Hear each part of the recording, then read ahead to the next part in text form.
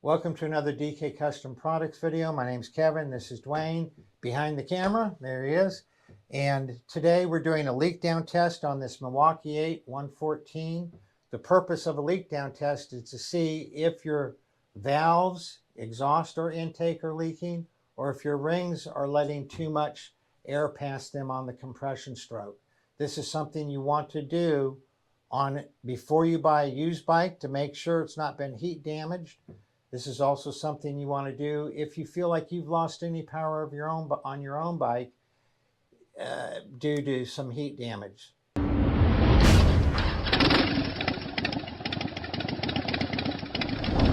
Doing a leak down test might seem a little bit intimidating. There are a few things that you need to do, but it's really a fairly simple process.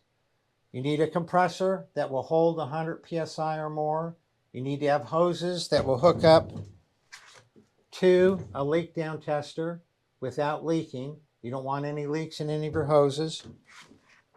You need to have a leak down tester, which you can rent or you can purchase one. Don't get a cheap one. You need to have one that is accurate. Otherwise, you might get a false reading and think there's something wrong with your bike when maybe there's nothing. And then you need to have a way to tell when you're at top dead center, because the way that you test is you get the cylinder one at a time at top dead center with both of the valves closed. You can do that a few ways. You can take the rocker covers off and look and see when both valves are closed. You can take your push rods out because the valves are not going to be open if the push rods are out.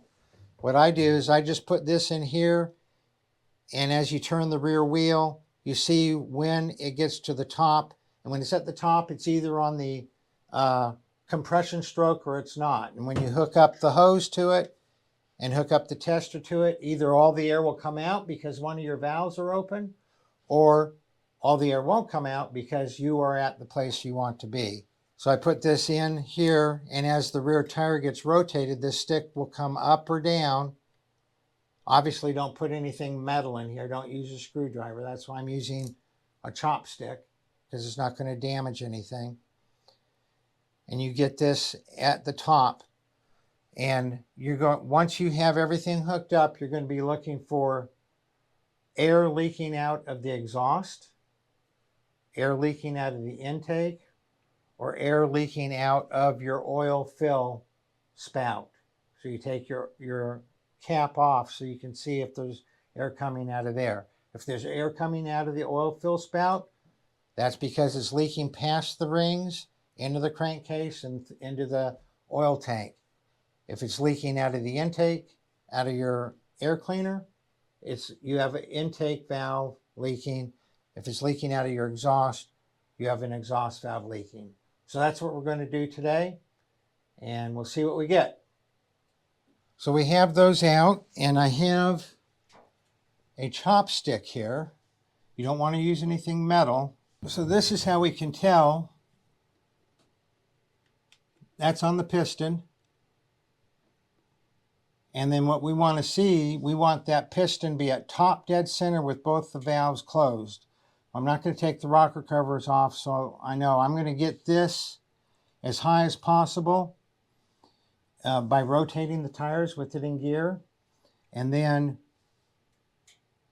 we'll hook up the leak down tester, and if it all leaks out, that means that the exhaust valve is open, and we'll have to go around one more stroke to get it back at top dead center with the valves closed. So what we have to do is we have to get the rear end up in the air so we can turn the wheels to move the pistons. So this is the adapter that threads in and place the spark plug. You want to get it snug but not too tight, or it will tear the O-ring that is sealing it.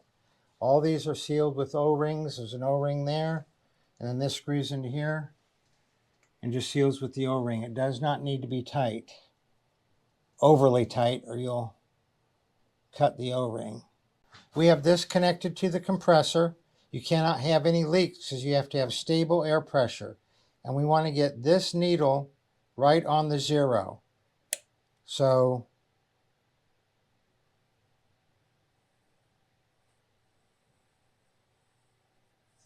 Now once you're right on the 0 like we are there, you want to hook up just a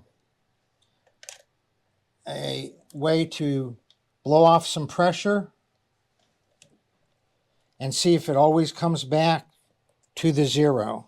We're a little above the 0, so we want to try and get this at the 0.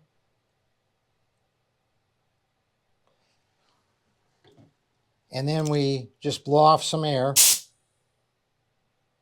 You see it went way over.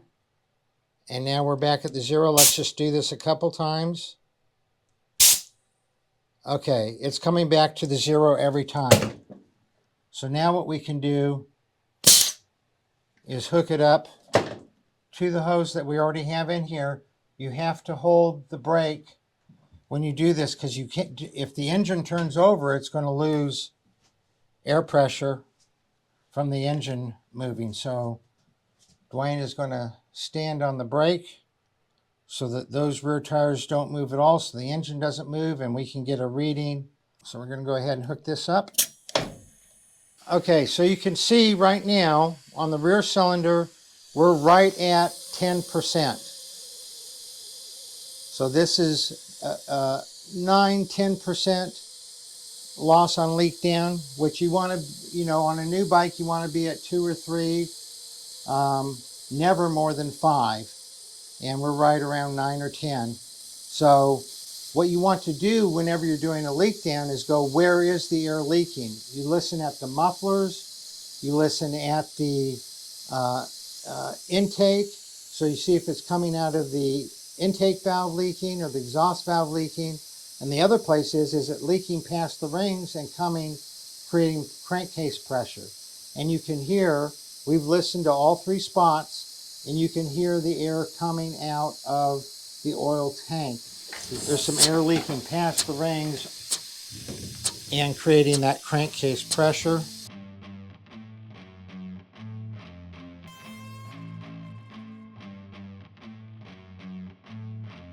All right.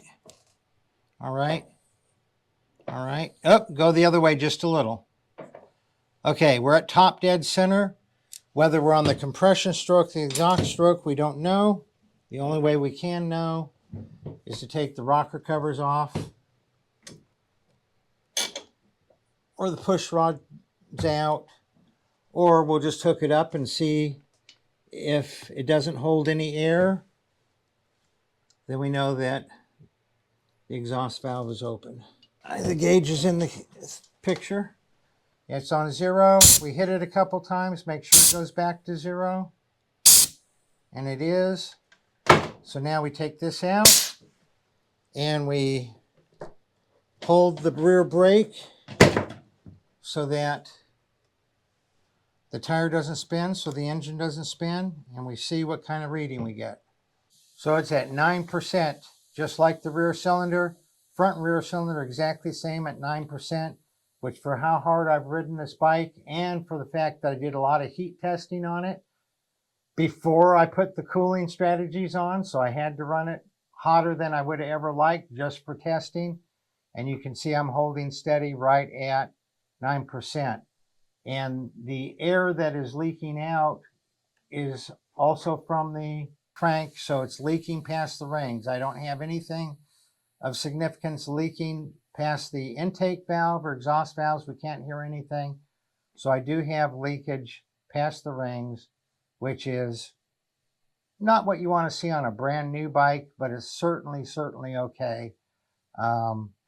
It's 10% or more on a twin cam and a little bit higher on an M8. In other videos we've done, we've talked about how important it is. And we're going to put 2 videos in a row right up here. The first is why a leak down test is so important and you should get it done on your bike. And then after that, there's going to be another one where we talk about buying a used bike and how it's important to do a leak down test on a used bike. That'll be up in the corner also. The reason that we do a leak down test is because Harleys are very susceptible to having valves burn or having the cylinders get out of round because of too much heat.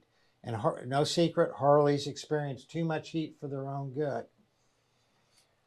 So with Sportsters and twin cams, Harley puts in the manual that you do not want to have more than a 10% leak on your leak down test, not more than 10%.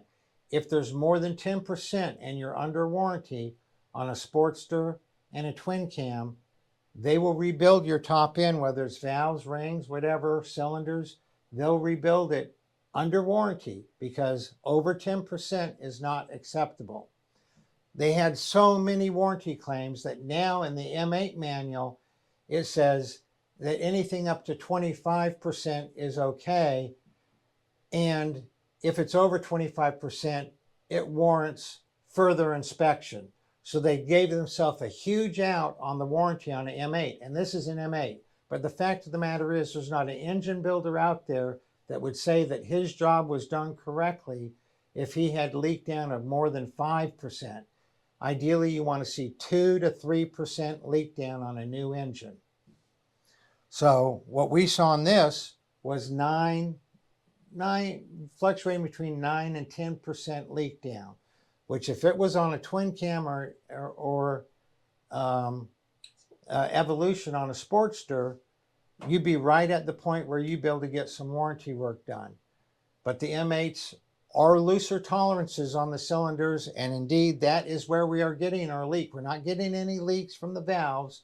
We haven't overheated it to where the valves are warped and there's any leakage there, or the head's warped and there's any leakage there, but we are getting it past the rings, but it's under 10%. And with how hard I've ridden this, and with the fact that I did a lot of riding in my heat testing before I put any cooling strategies on here, I'm happy to see it in the 9-10% range. We do not sell leak down testers. The one that we use is a GEMS. I would recommend getting a good leak down tester, or if you want, taking it into a shop and paying them their $100, $150 to do a leak down. If it's your bike that you have since new and you think it's maybe getting a little doggy and there might be a problem, and it's worth it to get that done on a bike that you're thinking of buying, on a used bike, to make sure you're not buying a problem from too much heat. We appreciate it if you'd like, comment, and subscribe. Hit that notification bell, give us a thumbs up. Y'all ride safe out there.